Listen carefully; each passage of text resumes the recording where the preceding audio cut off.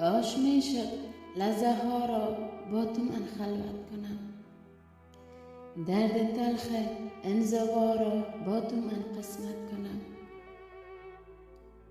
کاش میشد من به دستور لبان کاشفت، کاش میشد من به دستور لبان کاشفت شعرهای عاشقی در بزم من دعوت کنم.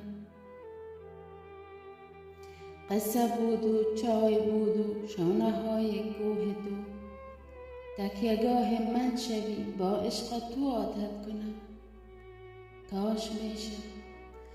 کاش میشد یک شب در انتهای قصه ها از جدایی گویم و از درد خود صحبت کنم.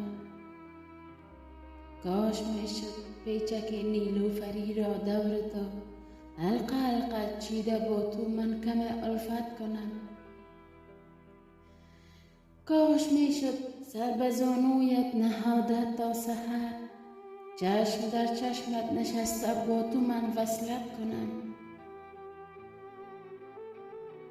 کاش میشد ای خدا از این حوالی پر زنم تا توانم من فرار از درد این عزلت کنم. کاش میشد ای خدا از این حوالی پر زنم تا توانم من فرار از درد این عزلت کنم. یه دنیا غریبم کجایی عزیزم، بیا تا چشام تو چشمات بریزم. یارو تو رو کن منو زیر و رو کن، بیا زخمامو یه جوری رو کن. عزیزم کجایی دقیقاً کجایی؟